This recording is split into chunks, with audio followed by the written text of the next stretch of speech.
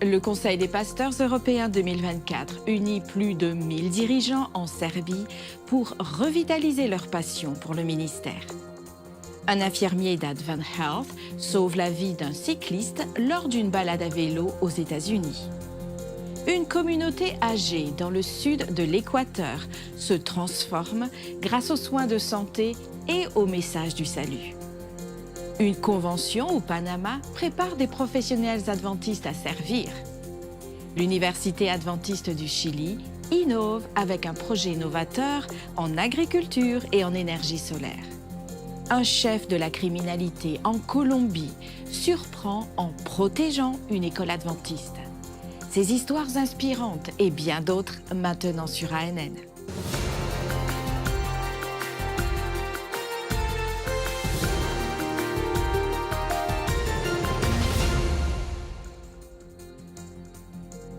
Alors qu'il faisait du vélo avec sa femme dans le Colorado aux États-Unis, Jim a soudainement été victime d'un arrêt cardiaque.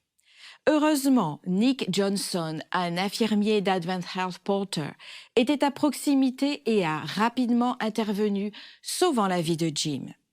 Suivez les retrouvailles émouvantes alors qu'ils se rencontrent à nouveau à l'hôpital. Le voilà. Oh, le voilà. C'est enfin un plaisir de vous rencontrer. Moi aussi. Vous avez l'air un peu différent, je n'en doute pas. Vous avez l'air d'aller bien.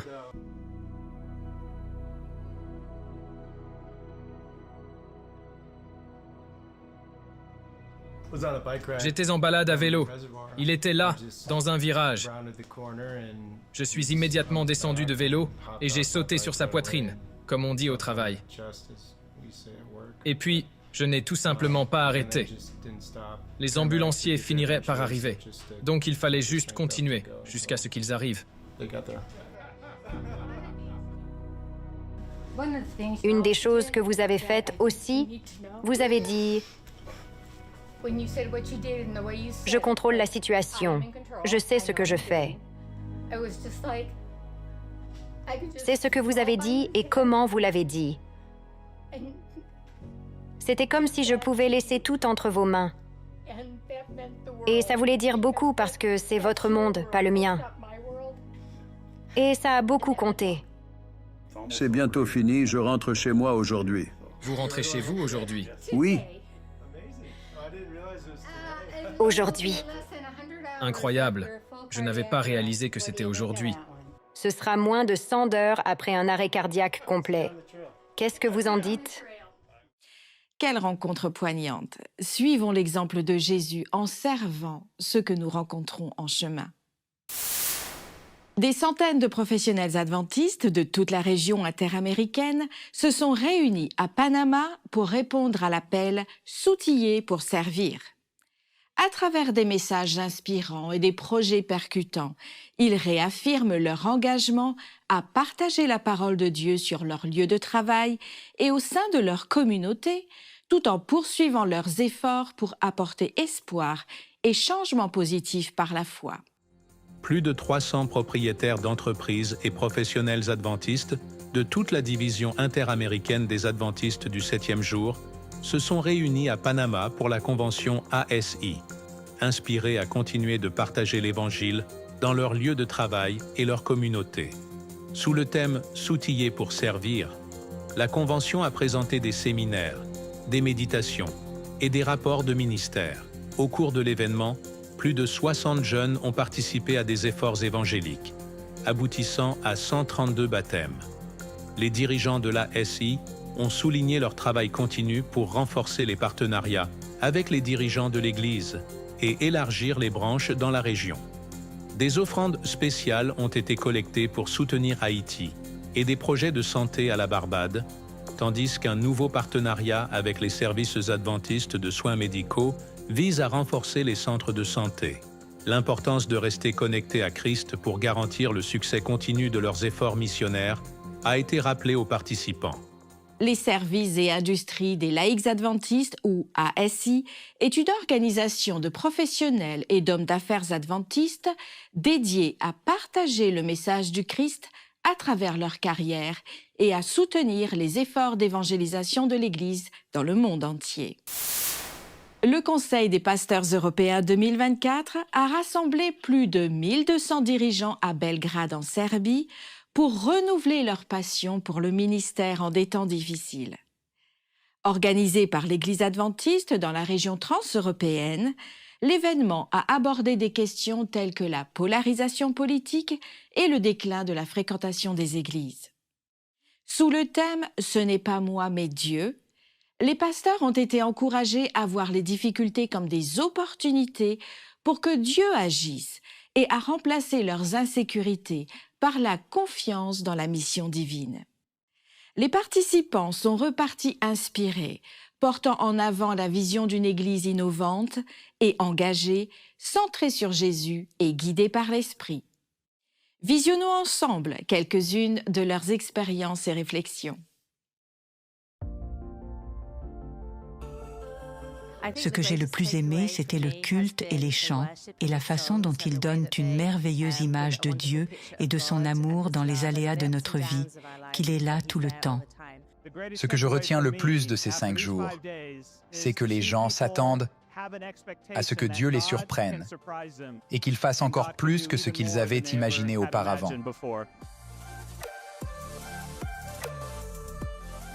Ce que je retiens, c'est la camaraderie.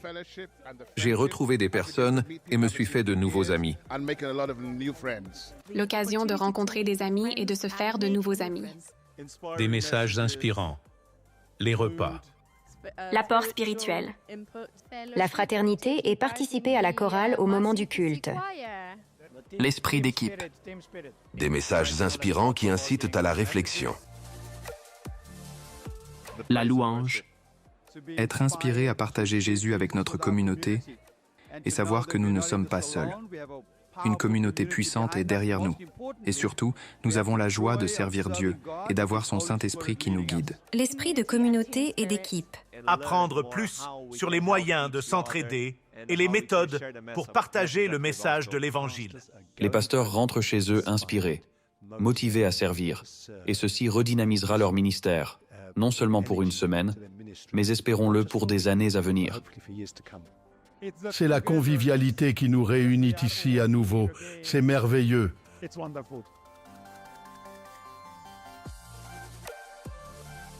Dans l'ensemble, c'était un succès. Que ces idées continuent d'inspirer et de motiver le service de chaque pasteur dans leur communauté. Les pionniers de la mission globale de toute la région du sud de l'Asie et du Pacifique se sont réunis lors de la convention inaugurale à Bali, en Indonésie, pour discuter des objectifs et des défis de la mission. Les délégués ont échangé des stratégies et partagé des expériences pour s'outiller et s'inspirer mutuellement pendant l'événement. La première convention des pionniers de la mission mondiale dans la région du sud de l'Asie et du Pacifique a eu lieu à l'hôtel Plagu Holiday à Bali, en Indonésie. Sous le thème « J'irai pour le voir », l'événement a souligné l'engagement de plus de 130 pionniers qui ont été essentiels dans la diffusion de l'Évangile dans certaines des zones les plus difficiles du monde. Les dirigeants de l'Église dans le territoire ont accueilli tous les délégués et célébré les histoires de mission. Cette rencontre a servi de moment de renouveau spirituel, de planification stratégique et d'encouragement de la part des dirigeants de la mission adventiste. Plusieurs intervenants se sont adressés aux délégués, offrant encouragement et conseils précieux alors qu'ils poursuivaient leur mission. Le succès de cette convention prépare le terrain pour de futures rencontres, encourageant encore plus de personnes à rejoindre la mission mondiale de l'Église adventiste du 7e jour. Les pionniers de la mission mondiale sont des laïcs et des pasteurs qui consacrent au moins 1 an à établir des congrégations dans des zones non atteintes au sein de leur propre culture. Depuis 1990, ils ont établi plus de 11 000 nouvelles congrégations adventistes, répandant l'espoir et le salut aux personnes de toutes nations, tribus, langues et cultures. C'est le cœur de la mission. Tyson, un jeune de 21 ans de Brisbane en Australie, partage son histoire. Il a lutté contre l'alcool et les angoisses personnelles. En se reconnectant avec le travail, il a trouvé espoir et un nouveau sens à sa vie. Découvrez maintenant son parcours inspirant.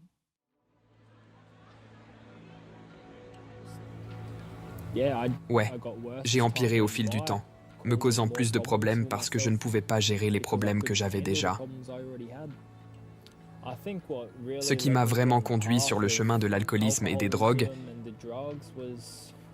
c'est que j'ai grandi dans un foyer pro-alcool.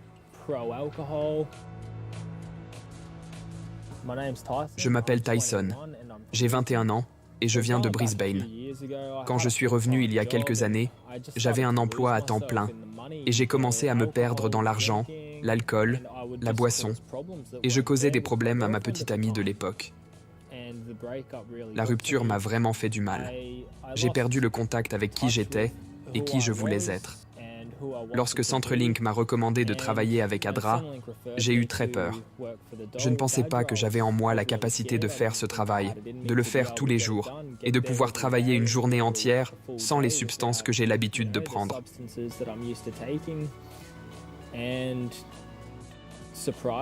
Et étonnamment, ça m'a vraiment aidé. Ça m'a aidé à sortir de la maison et à socialiser.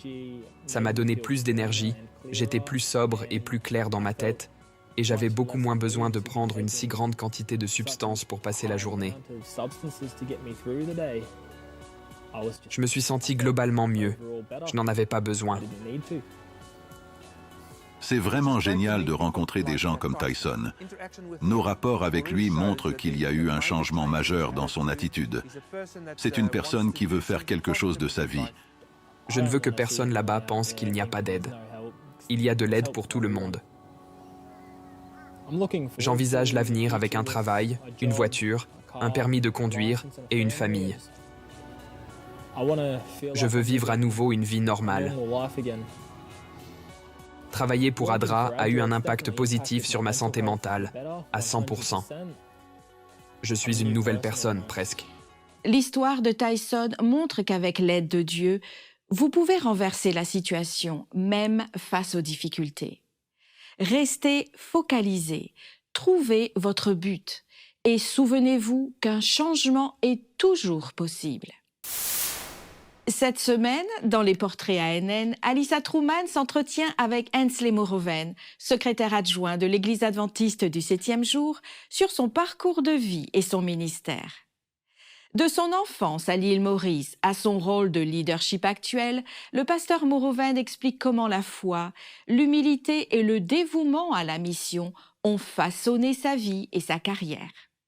Le conducteur, nous croyons que le conducteur sait où nous allons. Dans ma métaphore, c'est le président. Le trésorier, parce qu'il a de l'argent, est celui qui ravitaille. Il est responsable du carburant. Maintenant, vous pouvez avoir le meilleur conducteur. Vous pouvez avoir une voiture pleine d'essence. Mais si votre voiture n'est pas en état de marche, vous n'irez nulle part. C'est vrai. Le secrétaire est l'ingénieur mécanique. Il s'assure que le moteur de la voiture fonctionne. Donc, si le secrétaire est l'ingénieur mécanique, le secrétaire adjoint est le mécanicien. Alors, tu es mécanicien? Pour le Seigneur, bien sûr. Amen. Nous veillons donc à ce que tout le mécanisme de l'Église, tout le moteur de l'Église fonctionne, et le conducteur, le président, le trésorier, le secrétaire. Donc ce véhicule dans son ensemble a des fins missionnaires, n'est-ce pas? Ainsi, ce véhicule peut se déplacer du point A au point B afin d'accomplir la mission. Donc, le secrétaire adjoint s'occupe de tout le mécanisme des procédures, des protocoles, des comités et règlements de l'Église. Voilà en résumé ce que fait un secrétaire adjoint. Vous faites avancer l'Église dans sa mission. Pour accomplir la mission, toujours. Pour visionner l'épisode complet et d'autres vidéos explorant plus en profondeur la foi adventiste du 7e jour et son histoire, visitez notre chaîne officielle sur YouTube. En Équateur, l'Église adventiste offre plus que des services de santé. Elle apporte de l'espoir à toute la communauté. rendons-nous à Vilcabamba, où un projet a transformé la vie de dizaines de personnes. Le Centre communautaire adventiste de Vilcabamba a organisé un programme médical gratuit dans le sud de l'Équateur. Cette initiative a permis de proposer des soins, une évaluation de la vision, la distribution de lunettes de lecture, de la nourriture végétarienne et un stand pour la prévention de la violence sexuelle chez les enfants. Parmi les 80 participants, 41 ont accepté des études bibliques grâce à l'évangélisation intentionnelle des membres de l'Église locale.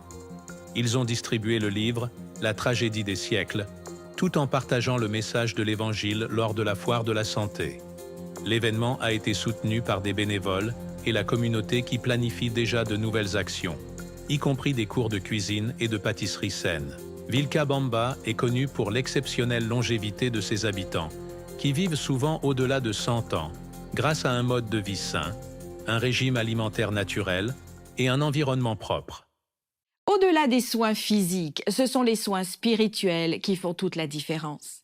La mission adventiste continue d'inspirer et de transformer positivement des vies à travers le monde. Maintenant, explorons le monde du cinéma avec un directeur de la photographie et manager chez Advent Health. Découvrons comment la passion pour la création de belles images et pour les équipements de caméra innovants alimente son travail.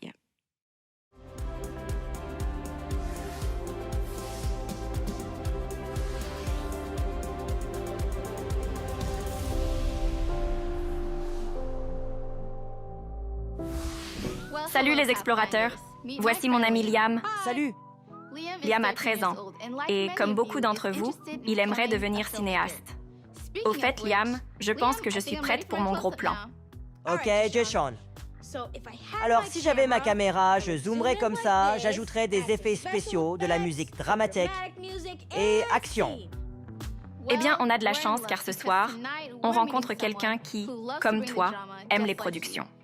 Il utilise ses compétences et ses talents pour partager avec des milliers de personnes d'incroyables histoires de santé et de guérison. Attends. Un cinéaste qui travaille dans le secteur médical? Ouais. Allons rencontrer mon ami Brian. On y va.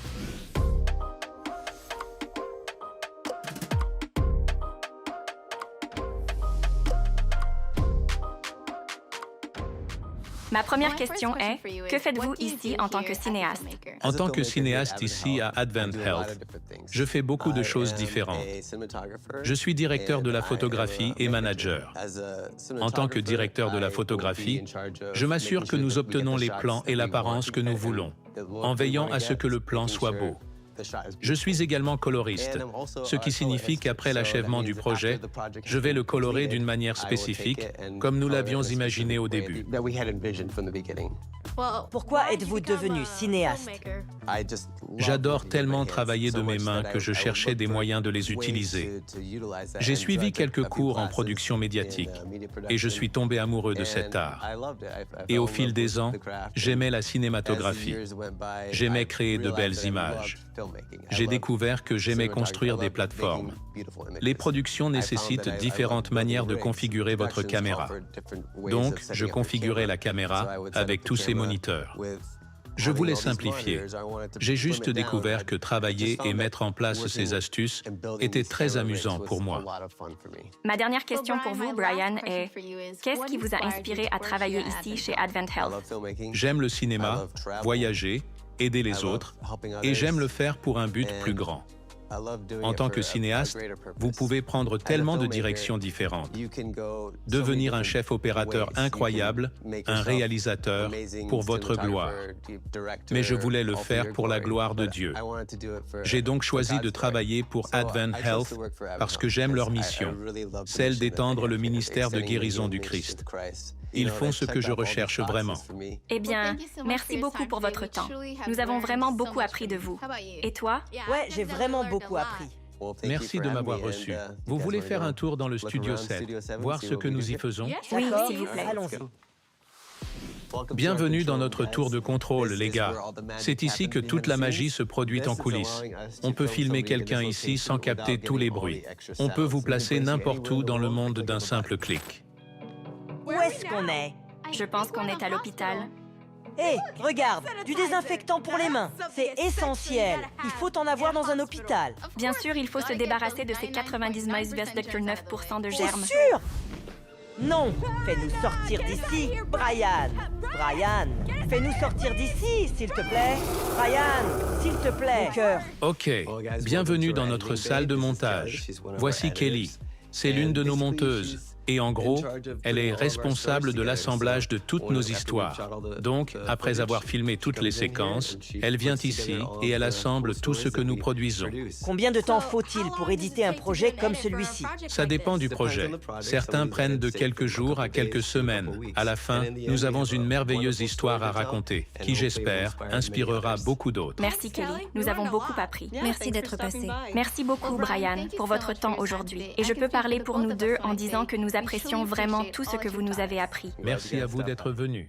Cette série de vidéos, présentée au Camporé international à Gillette, met en avant des carrières diverses dans la santé pour les explorateurs. Que ces histoires stimulent votre imagination et inspirent votre avenir.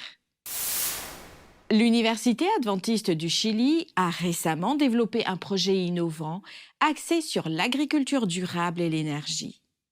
L'Université adventiste du Chili est à l'avant-garde d'un projet agro-photovoltaïque révolutionnaire qui combine agriculture et énergie durable. Cette initiative unique comprend des panneaux solaires transparents qui génèrent de l'électricité et protègent les cultures de fruits comme les cerises et les fraises des conditions climatiques extrêmes, tout en réduisant la contamination par les microplastiques. Financé par le Fonds régional d'innovation de Nuble, le projet améliore l'efficacité de la production et la durabilité. Il offre des avantages doubles, une qualité de culture améliorée et des économies significatives sur les coûts énergétiques. Cette approche innovante établit une nouvelle norme dans l'intégration de l'énergie solaire avec les pratiques agricoles. Ce projet fait non seulement progresser la technologie, mais démontre également un engagement à trouver des solutions pratiques qui bénéficient aux personnes et à l'environnement. Félicitations pour cette grande réalisation. À Puerto Terrada, en Colombie, un ancien chef de gang, influencé par ses souvenirs d'enfance dans une école adventiste, a pris une décision inattendue. Découvrez comment il a utilisé son influence dans le monde criminel pour protéger et redynamiser l'école qui a façonné sa jeunesse, préservant son héritage et créant de nouvelles opportunités pour les générations futures.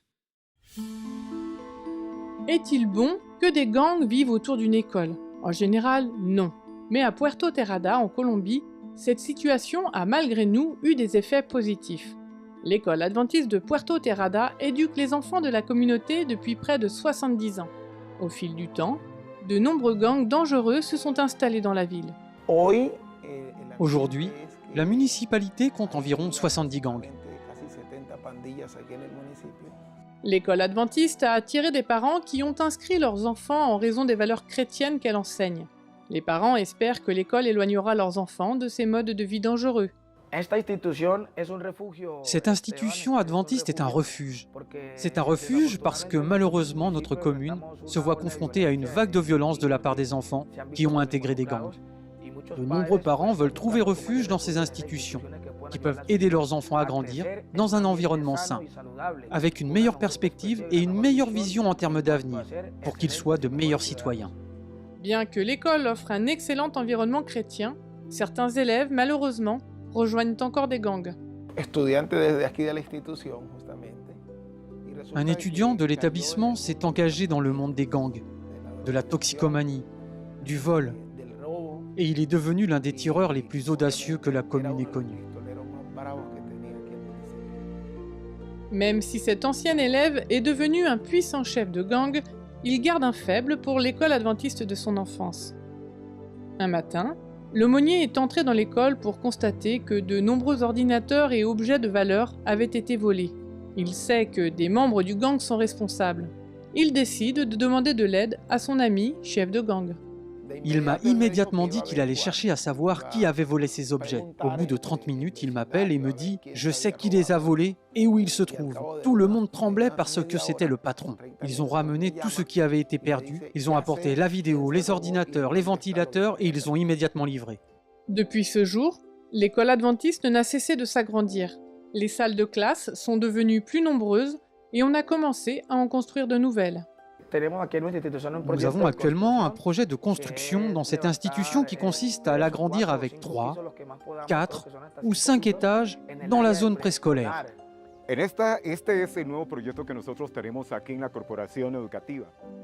C'est le nouveau projet que nous avons ici au département de l'éducation.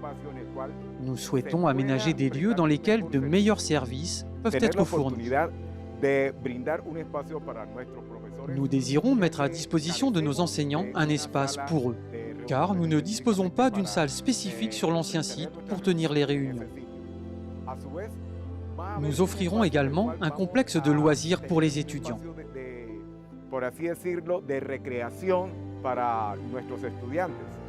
Une partie de votre offrande du 13e sabbat servira à achever la construction de ces nouvelles salles de classe et de ces nouveaux bureaux. Merci de prier pour le travail d'éducation à Puerto Terrada. Même si le danger existe, la vie des élèves est transformée par l'école. Merci pour votre soutien à la mission dans le monde. Les actes de ce chef de gang réaffirment l'impact de l'éducation adventiste, même dans des circonstances surprenantes.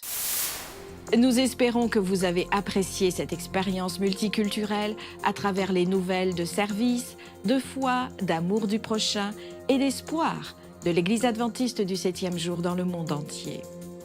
Présente dans plus de 200 pays, la dénomination cherche, comme le Christ, à servir à travers ses membres, ses dirigeants, son siège administratif, ses institutions et ses ministères de soutien. Vous pouvez accéder à d'autres bonnes nouvelles en rejoignant les chaînes officielles de l'Église adventiste du 7e jour sur YouTube, Instagram et Facebook, ainsi que sur le site web d'ANN-adventiste.news. Partagez votre parcours de foi et soumettez vos sujets de prière sur nos chaînes. Notre équipe prie pour vous. Avant de vous quitter, nous vous laissons avec les paroles inspirantes du psaume 73 au verset 26. « Mon corps peut s'épuiser et mon cœur peut défaillir. Dieu reste mon rocher et mon bien précieux pour toujours. » Étudiez la Bible quotidiennement pour découvrir d'autres merveilleuses promesses d'espoir. Je vous dis à la semaine prochaine pour un nouvel épisode d'ANN. Que Dieu vous bénisse et prenez soin de vous.